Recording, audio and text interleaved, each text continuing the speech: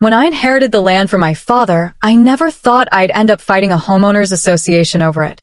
The property wasn't small, 57 acres of rolling hills, a private lake, and oak trees older than the town itself. It was quiet, beautiful, and most importantly, ours. My father had bought it in the 70s when land was cheap, built a simple log cabin, and taught me everything I knew about hard work. I'd always imagined one day building something meaningful there. Maybe a retreat, a small ranch, something that honored his memory. But life had other plans.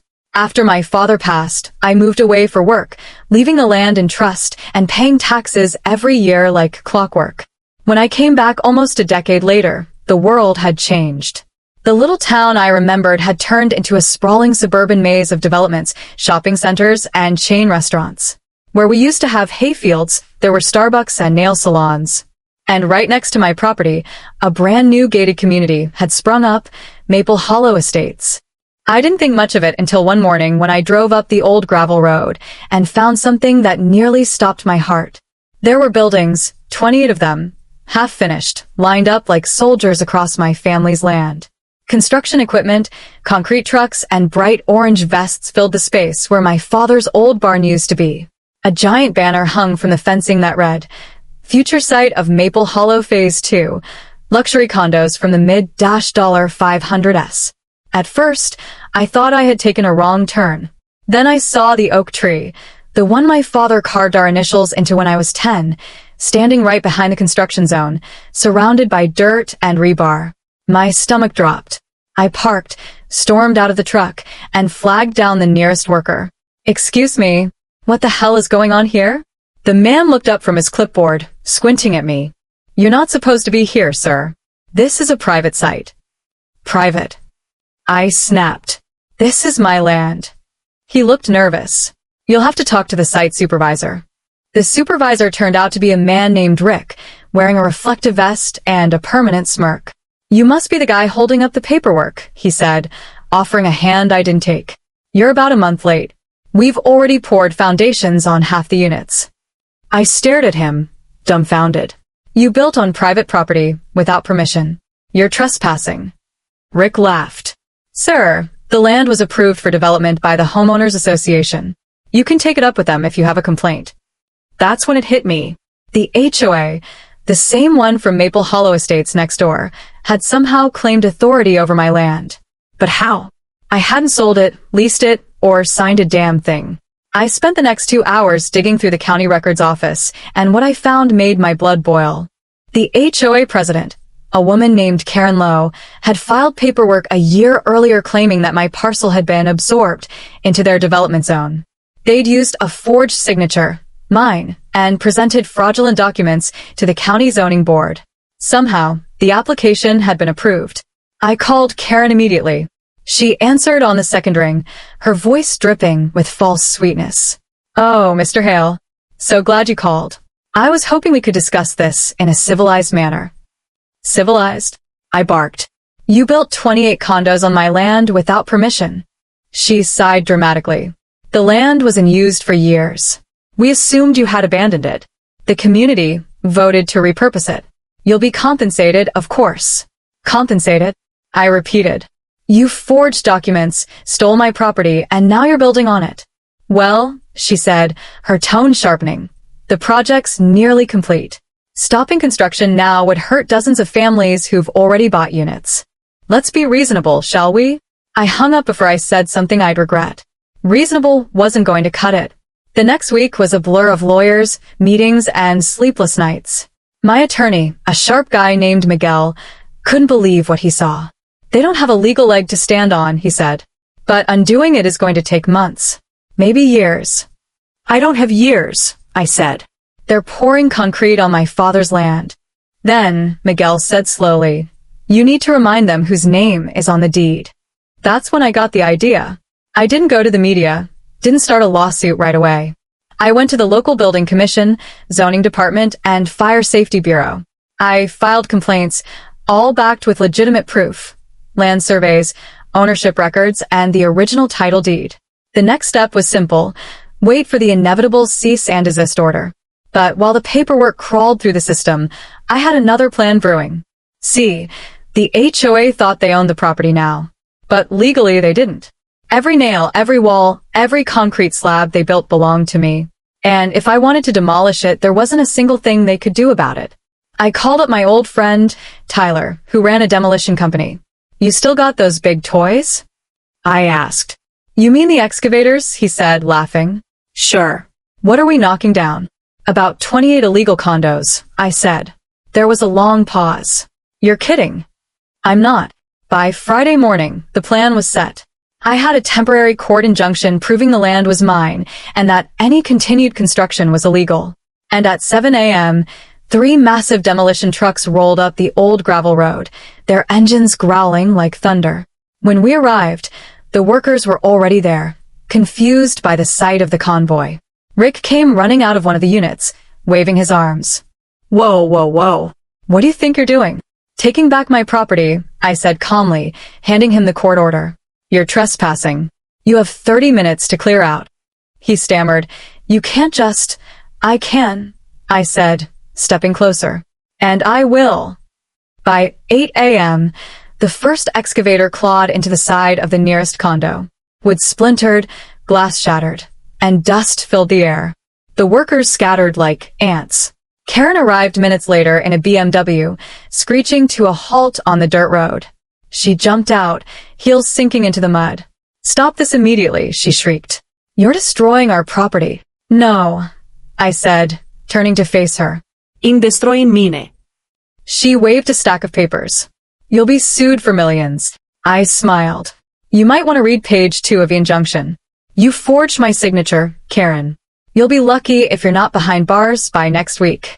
Her face went pale. It took 3 days to level the site. Every illegal condo came down one by one. I left the oak tree standing, untouched, the same tree my father carved when I was a boy. When the dust finally settled, all that remained were piles of rubble and silence. But I wasn't done. With the help of my lawyer, I filed criminal charges for fraud, trespassing, and property theft.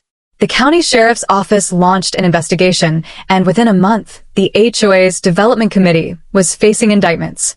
Karen tried to blame the contractors, the surveyors, even her vice president. None of it worked. The local news picked up the story. Headlines read, "Homeowners Association builds condos on private land. Owner demolishes them all." People couldn't get enough of it. Comment sections were flooded with support, calling me a hero for standing up to corporate greed. The HOA tried to sue me for emotional distress, but the case was thrown out within a week. Turns out, committing fraud doesn't earn you sympathy points in court.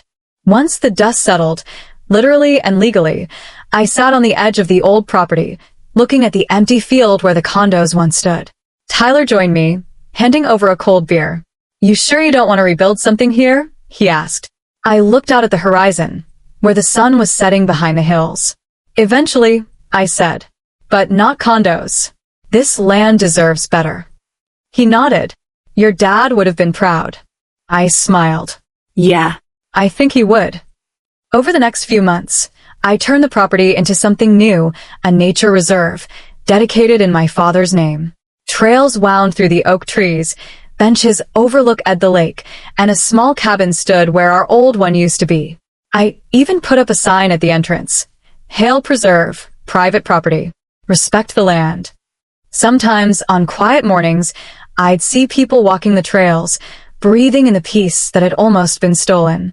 The scars from the condos had long been cleared away, but I left one small pile of stone untouched near the entrance.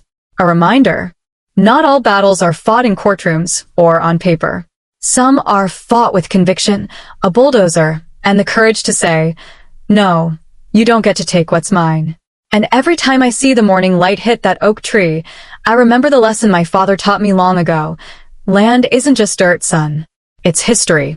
And history is worth defending. When I first moved into Maplewood Hills, I thought I'd finally found peace. The neighborhood looked like something straight out of a postcard. Neatly trimmed lawns, white fences, children riding bikes, and houses so similar they could have been copied and pasted. It was the kind of place where people waved good morning, but secretly counted how many times you mowed your lawn. Still, after years of city noise, I wanted quiet, order, and safety. My wife, Lily, and I bought the corner house, the one with the big backyard. The HOA brochure promised community harmony and enhanced property values. What it didn't mention was the endless rules. No exterior paint without approval, no visible trash cans, no mailboxes that didn't match the neighborhood aesthetic. For the first few months, we followed the rules to the letter. Then, one spring morning, Lily planted a small vegetable garden behind the fence. Just a few tomato plants, herbs, and peppers. It wasn't visible from the street. But within a week, a letter showed up in our mailbox. Notice of violation. Unapproved landscaping. Vegetable garden not permitted under HOA policy section 14.2. I laughed at first, thinking it was some kind of mix-up. But the next day, the HOA president herself, Karen Peterson, came knocking. She was everything you'd imagine an HOA president to be. Perfectly pressed khakis, clipboard in hand, and a smile sharp enough to cut glass. "Good morning, Mr. Dawson," she said sweetly. "I'm sure you've received our notice. You'll need to remove the garden immediately." "It's behind the fence," I said. "It's not bothering anyone." Karen's smile didn't falter. "It's about maintaining uniformity. We can't have people growing produce. It attracts pests, lowers curb appeal, and it's food," I interrupted. "Healthy, homegrown food." Her smile vanished. "Rules are rules. You have 7 days." And with that, she turned and walked away. I thought about ignoring her, but the next notice came with a fine, $100, then $200, then $500. The letters kept coming, each more threatening than the last. I tried reasoning with the board, even attended one of their monthly meetings. It was a joke. They dismissed me before I even finished my sentence. That night, Lily sat beside me on the porch. "We could move," she said quietly, but I wasn't ready to give up. My father used to say, "You can't fight stubborn people with anger. You fight them with patience and paperwork." So that's exactly what I did. First, I started reading every single page of the HOA bylaws, 68 pages of tiny, bureaucratic text.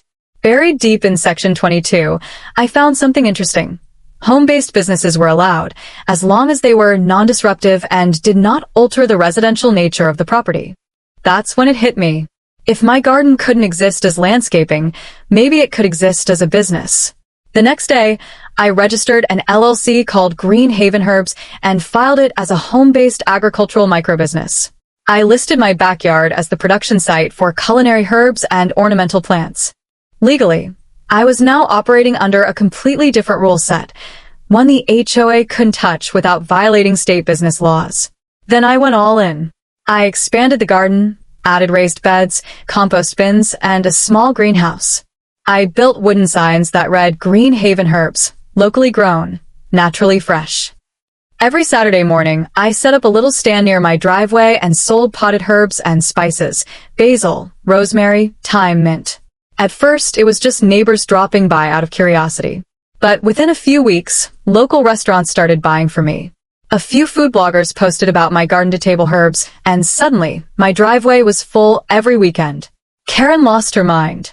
She showed up again, this time with 2 board members in tow. "This is not acceptable," she barked. "You're running a commercial enterprise out of your home." I handed her a folder with my business license, tax ID, and local compliance permits. "Everything's legal," I said. Her eyes flicked over the papers. But this changes the neighborhood character." "Then maybe," I said calmly, "the neighborhood needs a little character." They stormed off, furious.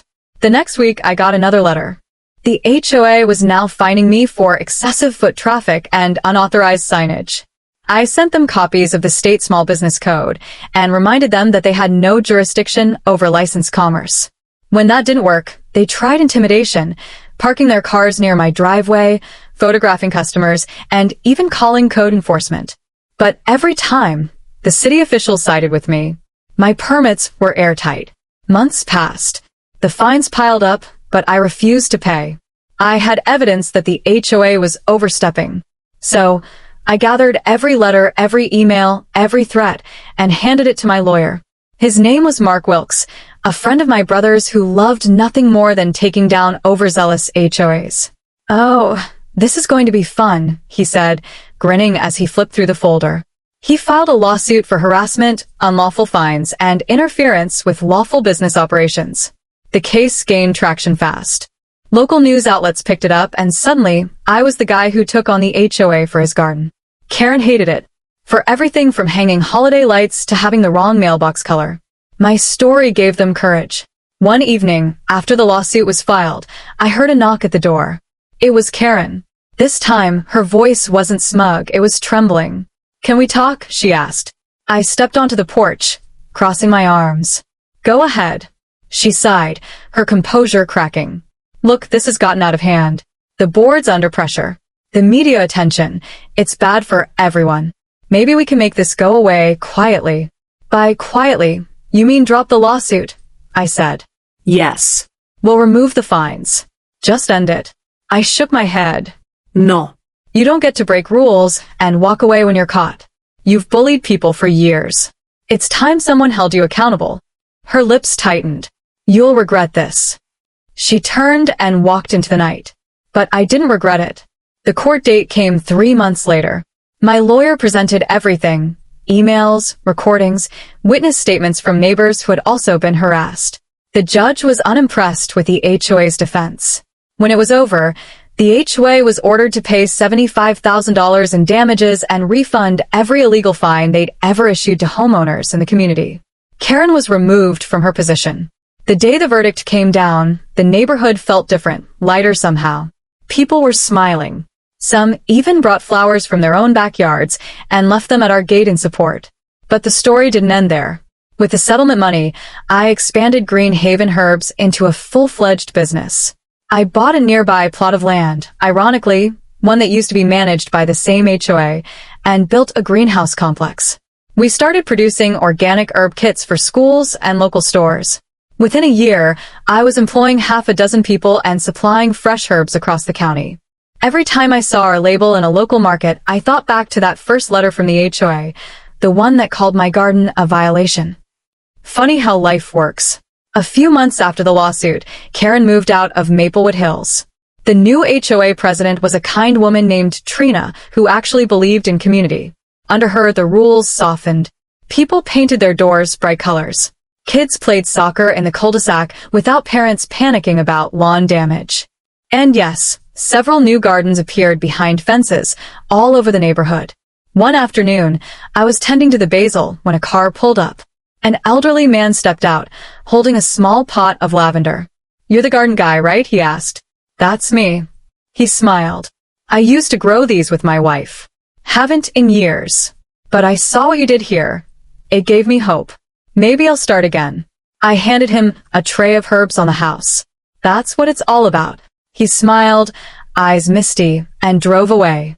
Later that night, Lily joined me by the fence, watching the fireflies flicker through the garden. "You turned something ugly into something beautiful," she said softly. I looked at the rows of green leaves swaying in the evening breeze. "I just did what Dad taught me," I said. "If someone tries to bury you, grow back stronger." She laughed, leaning her head on my shoulder. A year later, Green Haven Herbs had expanded into 3 towns. We were shipping small garden kits across the state. Our slogan, printed on every box, said, "From rebellion to roots, grow what they said you couldn't." Sometimes, new customers would ask about the story behind the name. I'd smile and tell them the short version. An HOA tried to stop me from planting herbs. Now I sell them by the thousands. And every time I said it, I felt that same quiet satisfaction, the kind that comes not from revenge, but from victory built with patience, hard work, and a few well-placed seeds. Because sometimes the best way to win isn't by tearing something down, it's by growing something so powerful they can't ever cut it out again. When I first moved into Cedar Ridge Estates, I thought I was stepping into paradise. The community brochure called it a peaceful retreat of luxury living, and, to be fair, it looked the part. Wide, clean streets, neatly lined maple trees, and houses so polished they almost sparkled under the morning sun. I bought the place because of the view. My house sat at the end of a quiet cul-de-sac, overlooking the valley below. The drive up was steep, but I didn't mind. I liked the privacy. Or, at least, I used to. Then the HOA got involved. At first it was little things. Notices about my mailbox being 2 inches too tall. Warnings about my trash cans being visible for more than an hour. Fines for leaving my truck parked in my own driveway overnight. I tried to laugh it off. Bureaucrats with clipboards and power trips, I told myself. But it didn't stop there. It started getting personal. The HOA president, a man named Greg Whitman, seemed to have made me his personal project. He lived 3 houses down, the kind of guy who wore golf polos even when it rained and loved reminding people he was on the board. One morning, I came out to find 2 orange cones placed across my driveway. A handwritten note sat on my windshield. Temporary HOA restriction. Driveway access closed for landscaping improvements. Landscaping? I looked around. The street was empty. No trucks, no workers. No signs of any improvement. I moved the cones and drove off anyway. That night, another letter appeared on my door. Violation. Tampering with HOA safety equipment. I laughed. Then I noticed the $250 fine printed at the bottom. Over the next few weeks, it became a pattern. Every morning, cones. Every evening, another fine. Greg would stand on the sidewalk, pretending to water his lawn while watching me move them. Once, I even caught him smirking. I called the HOA office to complain, but they brushed me off. Mr. Whitman is acting within his rights to enforce community regulations, they said. Blocking someone's driveway isn't a regulation, I snapped. The woman on the phone sighed. Sir, please attend the next HOA meeting if you have concerns. So I did. That meeting was my first real look at how the HOA worked. A dozen people in folding chairs, Greg sitting at the head of the table like a king on his throne. The air was thick with smugness. When it was my turn to speak, I laid out everything, the cones, the fines, the harassment. Greg interrupted me halfway through. Mr. Blake, he said, leaning back. You agreed to abide by HOA rules when you moved in. The association maintains our shared spaces, and that includes access to your driveway. Access you keep blocking, I shot back. He smiled thinly. Only temporarily. I could see I was outnumbered. Every other board member nodded along, either afraid of him or too lazy to care. I left that meeting knowing one thing for sure. I wasn't going to win by arguing. But my father always said, if you can't go through them, go around them. So I started digging, not literally at first. I went to the county registrar's office and pulled every public record I could find on Cedar Ridge Estates. That's when I found something curious. The HOA owned most of the community roads, except for one, my street. See, years ago, the developer had sold off portions of the land to private buyers before the HOA was formed. The record showed a small, privately maintained access road at the end of the cul-de-sac, right where my house sat. But the current ownership had lapsed due to unpaid taxes years earlier, meaning the county was auctioning it off. I couldn't believe my luck. 2 weeks later, I showed up at the county auction. The entire stretch of road, from the cul-de-sac entrance to my driveway, sold for $4,300.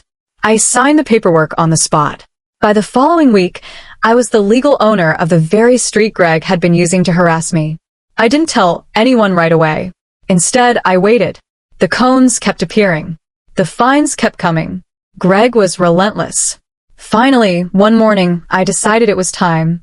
I parked my truck sideways across the street entrance and put up my own signs. Private road. NO. HOA access. Trespassers will be towed. At first, no one noticed. But when Greg tried to drive up later that afternoon, I stood there with my arms crossed. He rolled down his window. What the hell is this? My property, I said calmly. You're trespassing. He laughed. You can't own a street. I handed him a copy of the deed. You might want to check the county records. His face turned the color of spoiled milk. This is ridiculous. The HOA owns this development. Not this part, I said. This part's mine. He sped off, nearly clipping my mailbox in the process. By evening, I got an official HOA notice threatening legal action. The next morning, my lawyer, a sharp, no-nonsense woman named Dana, sent them a response. Her letter was short and brutal. All further contact must be through legal counsel. Any attempt to access Mr. Blake's private property without authorization will be treated as trespassing. That shut them up for a while. But Greg wasn't done. He started parking his car just outside the boundary line, blocking everyone else's access instead. The neighbors began complaining. Not to me, but to him. The HOA started fracturing under the weight of his pettiness. Meanwhile, I had other plans. Owning that street gave me control, and I decided to make use of it. I had the pavement redone, installed my own lighting, and even hired a small private security company to patrol. Then I put up a small sign, Blakeway, private access. Residents welcome by permission only. You'd be amazed how quickly the HOA started panicking. Without access through my street, garbage trucks couldn't enter the cul-de-sac. Delivery drivers had to park blocks away. The inconvenience spread fast. A week later, Greg came storming up to my porch. No clipboard this time, just rage. "You can't do this," he shouted. "I can and I have," I said evenly. "This affects the whole neighborhood." "Then maybe," I said, "the neighborhood should have thought twice before letting you run it like a dictatorship." He pointed a finger at me. "We'll sue you." "Go ahead," I said. "I'll see you in court on my road." When he left, I called Dana. "He's threatening legal action," I said. She chuckled. "Good. That means he's losing." And lose he did. The lawsuit never even made it past the first hearing. The judge dismissed it after 5 minutes, citing my deed as irrefutable proof of ownership. The HOA was ordered to pay my legal fees. But I wasn't finished. I decided to make the most of my newfound property. I petitioned the city to recognize Blakeway as a private toll street, meaning anyone who used it had to pay a nominal access fee, except me, of course. The city approved it. The HOA tried to fight it, but their reputation was already in shambles. Soon, every resident of Cedar Ridge Estates had to pay me $50 a month for road access. It wasn't much, but it was poetic justice. Greg had spent months blocking my driveway. Now he had to pay to drive past it. He lasted 3 months before resigning as HOA president. When the new board took over, they approached me differently. One morning, the new president, a young woman named Sarah, came to my door with a cup of coffee and an apology. "Mr. Blake," she said, "we're sorry for what happened. The old leadership was out of control. We'd like to work together to make things right." I nodded slowly. "Then start by removing all those bogus fines and rewriting the rules so no one else has to deal with what I did." She agreed. And she kept her word. Within a month, Cedar Ridge Estates transformed. The rigid, joyless atmosphere lifted. Neighbors started chatting, kids played on lawns again, and the endless fines stopped. People even began thanking me for standing up to the HOA. As for Greg, he sold his house and moved away. I heard he joined another HOA in the next town over. Poor souls. A few weeks later, I hosted a neighborhood barbecue on my private road. Everyone brought food.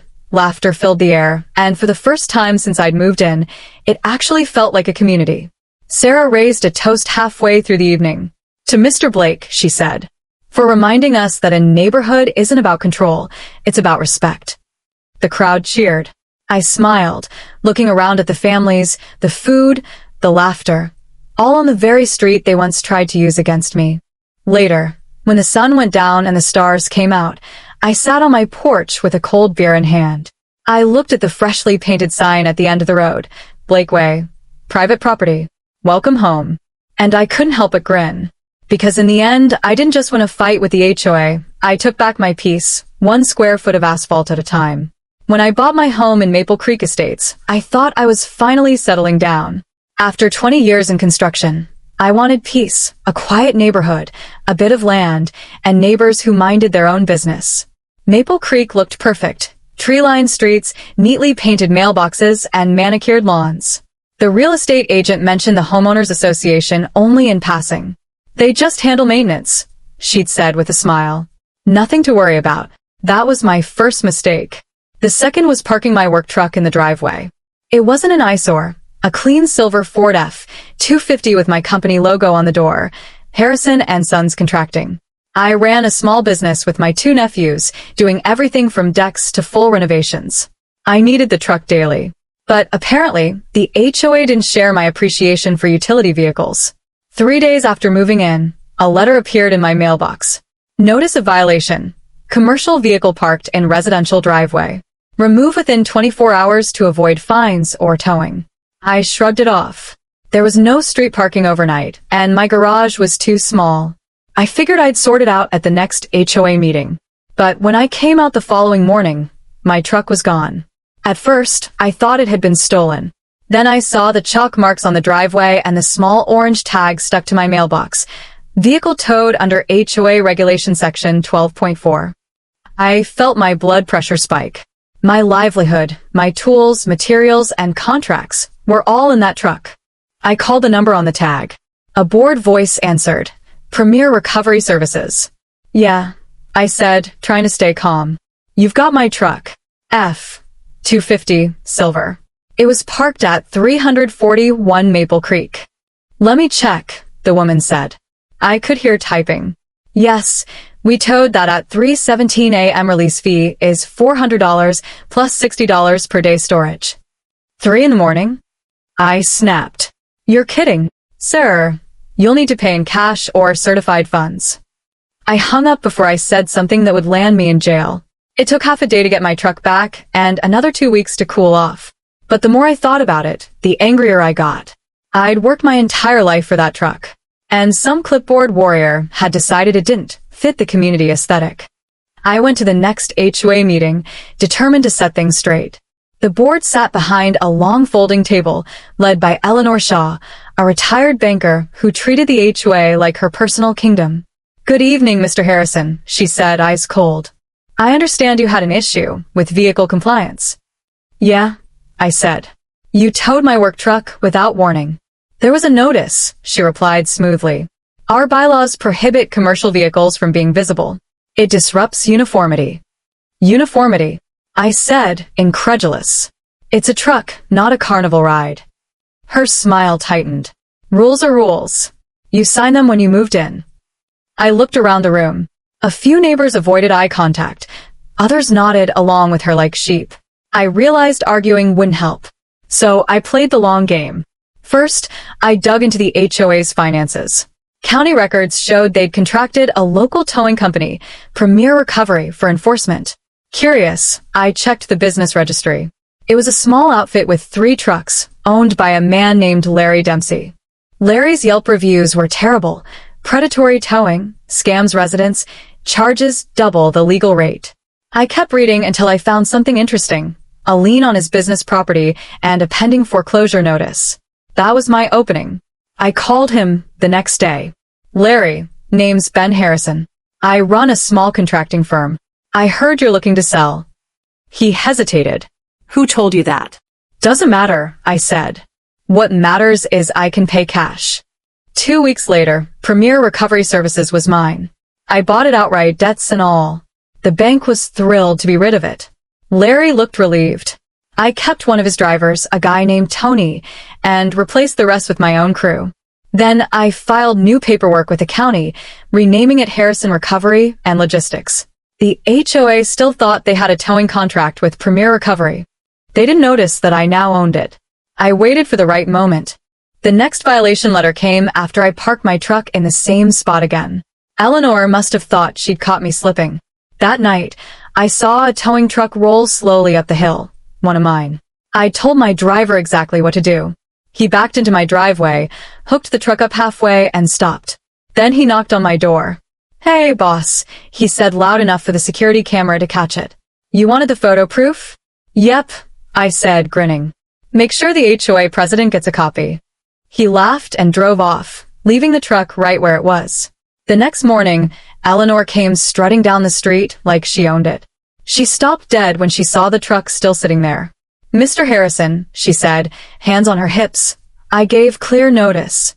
Why wasn't this vehicle towed? Oh, it was, I said. Same company you hired. They just work for me now. Her face turned crimson. You what? I handed her a copy of the ownership papers. You might want to read the fine print.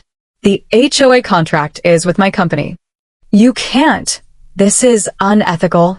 What's unethical, I said, is towing someone's work truck at 3 in the morning. You broke your own bylaws doing that. She sputtered something about conflict of interest and stormed off. Over the next month, things got quiet.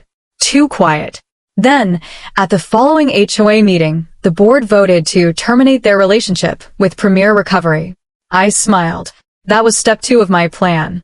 Before they could hire a new company, I used the money from my contracting business to purchase the only other towing yard in town. I re-registered it under a different name, Northline Enforcement, still owned by me through a holding company. Guess who the HOA hired next?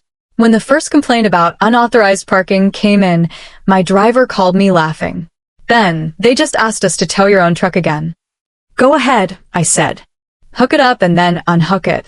We did that 3 times before Eleanor realized what was happening. By then, I documented everything. Emails, invoices, every absurd fine they tried to hit me with. I compiled it all into a folder and sent it to a lawyer I'd worked with on construction disputes. He grinned when he saw it. This is gold. They're exceeding their authority under state HOA statutes. We can sue for harassment and property interference. Within 2 months, the HOA was in court. They tried to play the victim, claiming I'd manipulated the towing system. But my lawyer tore through them like drywall.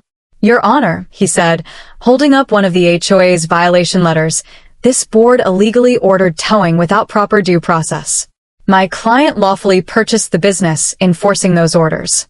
The irony writes itself. The judge didn't laugh, but I did quietly. In the end, the HOA lost. They were fined for improper enforcement practices and ordered to reimburse all towing and fine costs to residents, over $40,000. Eleanor was forced to resign. Word spread quickly. Other HOA-controlled neighborhoods in the area started reevaluating their towing policies. Some even hired my company to manage enforcement ethically. That was when I realized I'd stumbled into something bigger. I expanded Harrison Recovery into a legitimate business, offering fair-price towing, roadside help, and construction hauling. Within a year, we had 8 trucks and contracts across 3 counties. As for Maple Creek Estates, things changed. The new HOA president, a younger guy named Daniel, came to see me one afternoon. Mr. Harrison, he said sheepishly, I want to apologize for everything. The last board went too far. We'd like to start fresh. I nodded. Fair enough. But there's one condition. You stop harassing people for living their lives. No more overnight witch hunts, no more ridiculous fines. He agreed. That weekend, I parked my truck in the driveway again, toolbox shining under the sun. Nobody said a word. Over the next months, the neighborhood actually began to feel like a community. Kids played basketball in driveways. Neighbors waved instead of scowling. The new HOA focused on real issues, streetlights, landscaping, safety. One evening, Daniel stopped by with a beer. You know, he said, the irony of you owning the towing company that took down the old board, that's legendary. I laughed. Poetic justice. He nodded. What did you end up naming the truck in those photos? The one they tried to tow. Freedom, I said. Because every time I look at it, I remember what happens when you stop letting people push you around. He raised his beer. To freedom, then. We clinked bottles. As the sun dipped below the trees, I looked out at my driveway, my truck sitting proudly where it belonged, and felt a quiet satisfaction. It wasn't just about revenge anymore. It was about principle. People like Eleanor thought power came from paper rules and signatures. But I'd learned something different. Real power comes from knowledge, from knowing the system well enough to beat it fair and square. And sometimes, if you're patient enough, the system ends up working for you.